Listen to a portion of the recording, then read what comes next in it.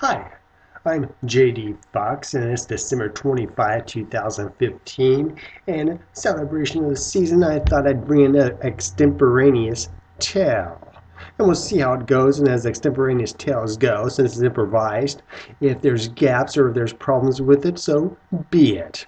But anyway, this is a tale I like to call from my childhood called Grandma and the Fly. You see, we used to eat family dinners all together. It was a big thing, big family, gather around the table and have a good meal. But we didn't care much for my grandma, because she's just a mean old lady with a raspy voice, because of, I guess, smoking or something. And she always talked in a voice that sounded like it was from hell. And she always picked on us kids, saying things like, Becky, quit picking at your food. And Ben, get your elbows off the table. And JG, get your hands up where we can see them. I know you're doing something you shouldn't be doing underneath the table. And we just hated her guts. But as usually is the case with mean old ladies, she had a lot of money, and we kind of liked money, so we tried to stay in her good graces. Each day we had her over, time we had her over, we'd think that that'd be the one time we'd get to actually see her and she'd gonna die or something. So we'd get that money that we liked so much. But it didn't seem likely because she's hanging on forever, it seemed. But anyway, back to the story about the dinner.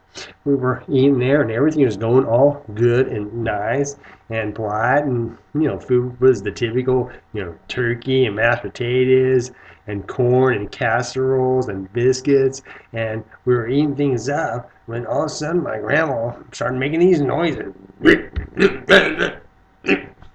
And we kind of got kind of excited, because we thought maybe this might be it. Maybe she's actually going to kick the bucket here. But so she started making these noises. And suddenly, a fly came out of her mouth, literally. I don't know what it was doing inside her, but it came out and it started buzzing around and started landing on different things like our biscuits and our turkey and our mashed potatoes. And I don't know about you, but that's kind of gross. I never liked it when flies buzz around and land on my food.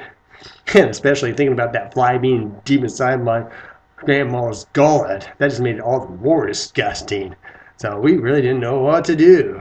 But, we all going, that's kind of weird. But my brother Ben, he knew what to do. When it came to him, he just went and smashed that fly dead. And so that was the end of that fly coming out of my grandma's stomach. And my grandma goes, excuse me. And we all went back to eating, and everything was just fine. It was copacetic. All of a sudden, my grandma started making those noises again. And we all looked askance at her, and next thing we knew, a spider came out of her mouth.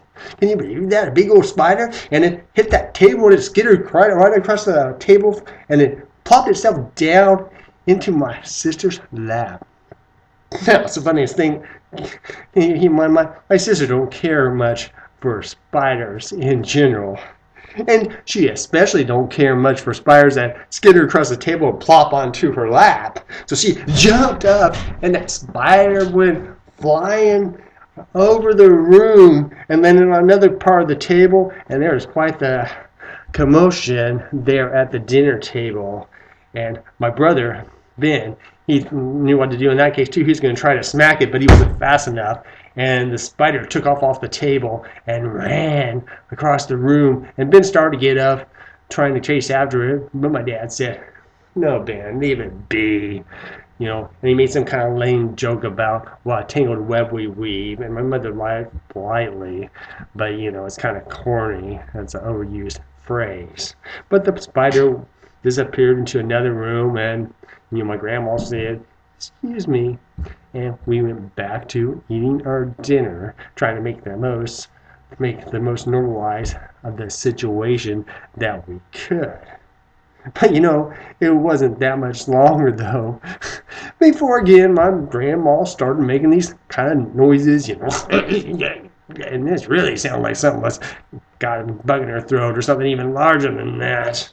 And next thing we knew, a bird came out of her mouth, and it started flying around and buzzing around our room. I think maybe it was looking for a window or a door or something. No, I don't really know for sure because I don't really know what kind of a brain a bird has or what kind of thoughts a bird has. So I don't know what it was thinking. It could just be thinking, or where the hell am I? But it was buzzing around. And my dad goes, wondering what he's supposed to do with that. But my mom goes, Evidently she kind of knew what to do. And she grabbed one of those turkey forks that was in the turkey buried in there. She picked it up and she bashed it right into the bird as in mid-flight. And it went through the wing and through the breast, and blood started bursting out, and it started flapping its wings and making this weird gurgling sound as creatures tend to do when they die. And she took it and she rushed off into the kitchen, and we watched her go, and we were kind of happy because, at Christmas time and other holidays, you can't ever have too many animals to eat. The more death, the better, because that's what's kind of a celebration of, isn't it? Oh, no, wait, that's Easter. That's a different holiday. Sorry about that. But anyway, it was good to have another bird just in case we ran out of the bird on the table. And we were politely waited for her to finish in the kitchen, chopping and making things ready for, when she could have time to prepare it later. And then she came back out there, and we got to eat at our dinner again, and things were good. And of course, as you might expect, went too much longer than my grandma started making those sounds again. Just really, really loud this time. Oh, it was kind of hilarious. It was just gross too. That's kind of a mixture of things. Things a lot of times do tend to be hilarious and gross, but it wasn't too much longer before a cat came out of her mouth. And it was just a small little short-haired thing. Here's the little button all brown and white, and it must have knew that Ben was kind of partial to cats because it ran right over to him and jumped up on his lap, and he didn't mind the cat, so he started patting it, and then it started purring, and he said, I'm going to name it Priscilla. And he looked all excited about it. Well, my dad, he didn't look too happy. He slammed his hands on the table. He went, enough! This dinner is over. And, he turned to my grandma and he goes, Ma, I think it's about time for you to leave.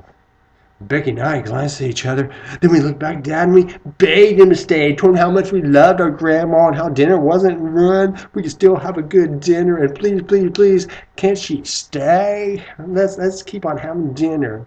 And he agreed and he let us continue with the dinner. But the real reason why we wanted to keep on having dinner because we'd asked for one all year round. But my parents kept on saying we were too young, that we wouldn't be able to take care of one. But to make a long story short, that night we got the dog we always wanted. Oh, and he was the cutest little puppy dog. We named him Spot, and we're going to take turns walking him, and Becky and I were ever so happy. It was the best Christmas present we could ever have. Oh, you might wonder kind of what happened to my grandma after that, whether anything else came out of her mouth, and just how things progressed from there. Well, my grandma died, of course. I mean, my gosh, you think somebody can have a dog come out of their belly and through their throat, down their mouth, and still stay alive? Well, geez, that'd be just silly. That'd be just plain weird now, wouldn't it? Anyway, hope you have a real Merry Christmas. Go vegan. Bye.